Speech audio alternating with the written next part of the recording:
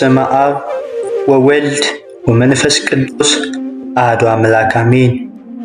በክርስቶስ ክርስቲያን፣ በወልድ ወልደ እግዚአብሔር፣ በመንፈስ ቅዱስ መንፈሳውያን የተሰኛችሁ ያያሉ የልዑል እግዚአብሔር ቤተሰቦች፣ የእመቤታችን የቅድስት ድንግል ማርያም የአስራት በኩራት ልጆች፣ የደናግል የመነኮሳት የሰማዕታት የጻድቃን ልጆች እንኳን ለሰማዕቱ ለቅዱስ መርቆሬዎስ ወርሃዊ መታሰቢያ ክብረ በዓል በሰላም አደረሳችሁ።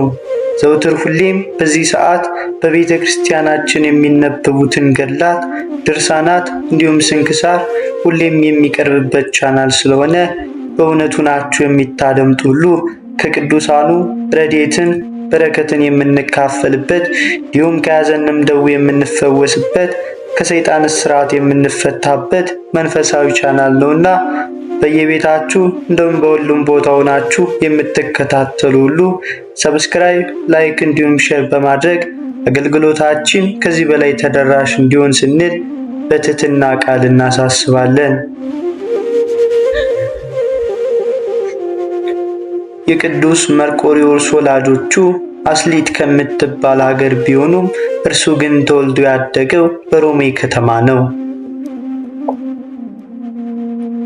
አያቱና አባቱ ስራቸው አውሬ ማደን ስለነበር አንድ ቀን እንደ ልማዳቸው አውሬ ሲያድኑ ከገጸ ከለባት ወገን የሆኑት ሁለት ወንዶች አግኝተዋቸው የመርቆሬዎስን አያት በሉት።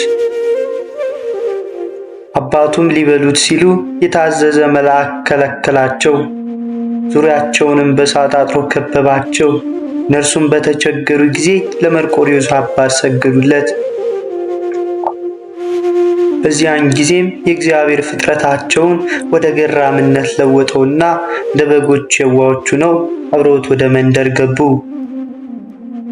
ከዚህም በኋላ ቅዱስ መርቆሬዎስ ተወለደና ስሙ ፕሉፓዴር ተባለ። የውሻ መልክ ያላቸውም በእርሱ ዘንድ ብዙ ዘመናት ኖሩ።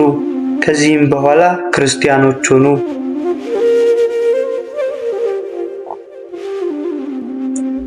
የቅዱስ መርቆሬዎስም ወላጆች አስቀድመው አረማውያን ነበሩና የክርስትና ጥምቀትን በጸጋ ተቀበሉ። አባቶችን ኖህን እናቱንም ታቦት ብለው ሰየሟቸው። ቀድሞ ፕሉፓዴር የነበረውም ስሙ ተለውጦ መርቆሬዎስ ተባለ።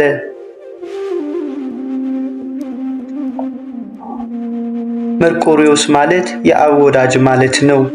ዳግመኛ የኢየሱስ ክርስቶስ አገልጋይ ማለት ነው። የውሻ መልክ ያላቸው ግን መልአኩ በተገለጠላቸው ጊዜ እንደነገራቸው ለቅዱስ መርቆሬዎስ አባት የሚታዘዙና የሚያገለግሉ ሆኑ።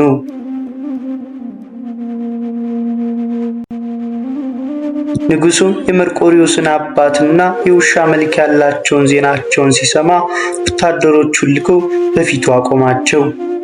እግዚአብሔርም የቀድሞ ፍጥረታቸውን መልሶላቸው አራዊት አደረጋቸውና ንጉሡም እጅግ አስፈሩት። ንጉሡም የቅዱስ መርቆሬዎስን አባት የአራዊት ተፈጥሯቸውን ያርቅለት ዘንድ ለመነው። የቅዱስ መርቆሬዎስም አባት በለመነ ጊዜ ተፈጥሯቸውን መልሶላቸው ገራሞች ሆኑ፣ ተለወጡ።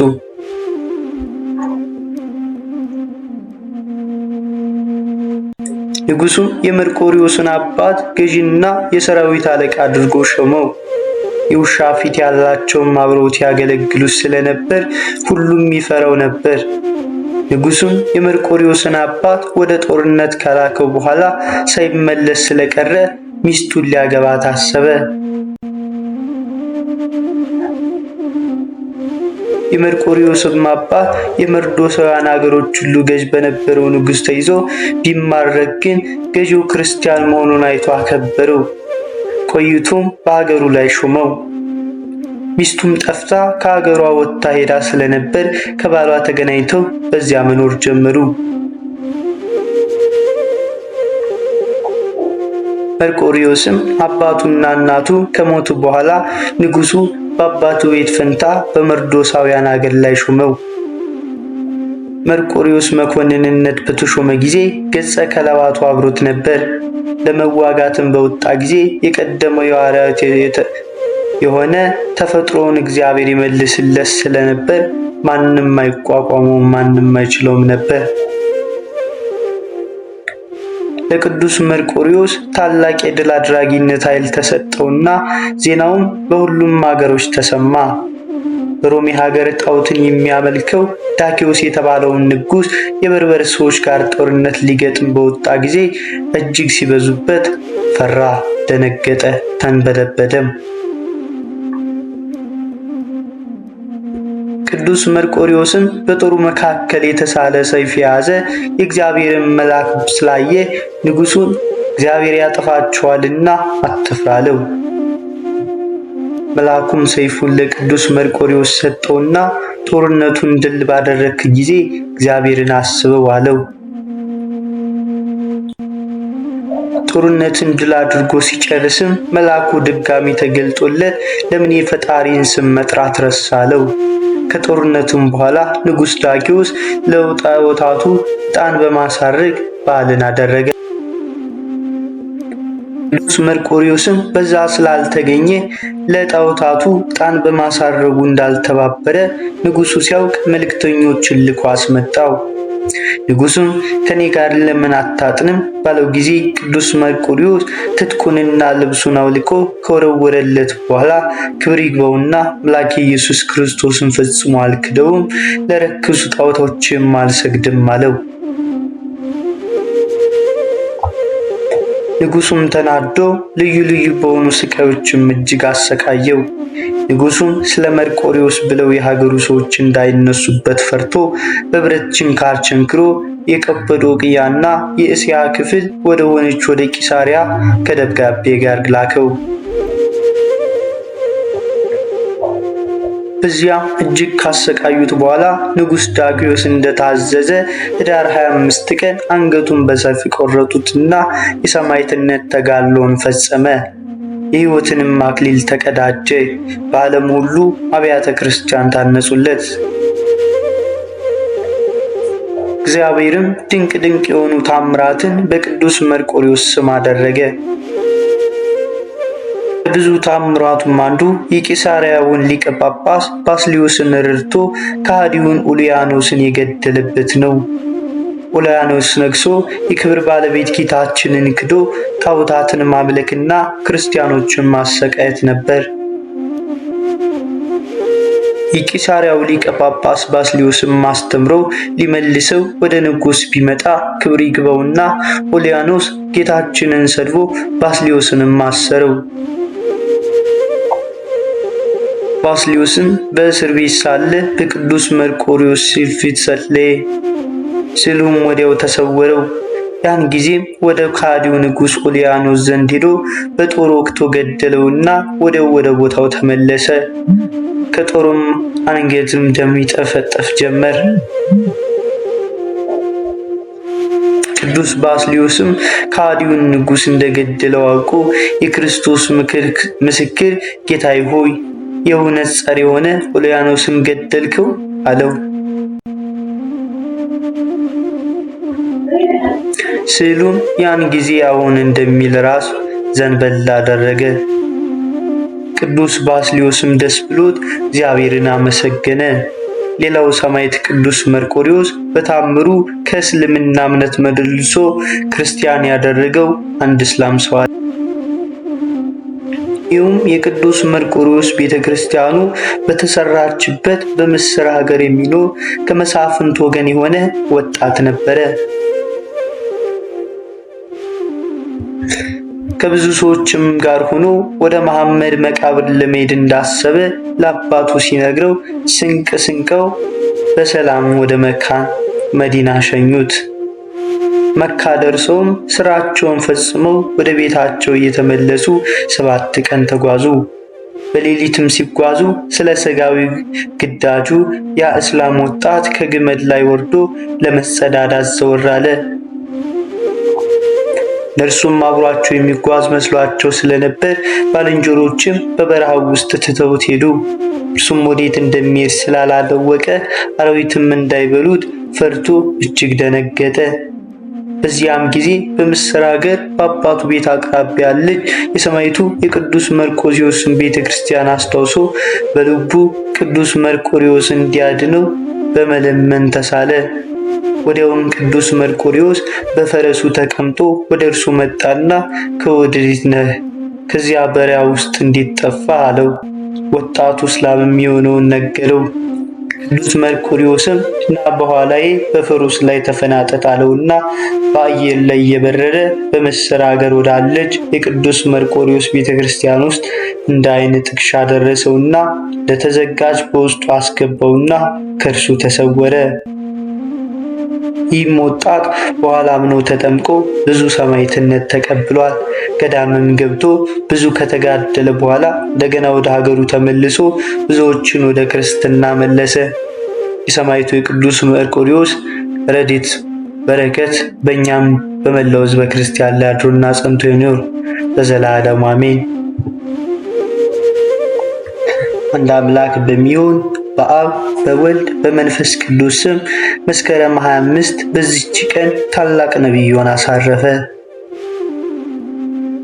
ይህም እውነተኛ ነቢይ ዮናስ የሲኖዳ ክፍል በምትሆን ስራጵታ በምትባል አገር ለምትኖር መበለት ልጇ የሆነ ነቢይ ኤልያስም ከሙታን ለይቶ ያስነሳው ኤልያስን የሚያገለግለውና የትንቢት ጸጋ የተሰጠው ነው።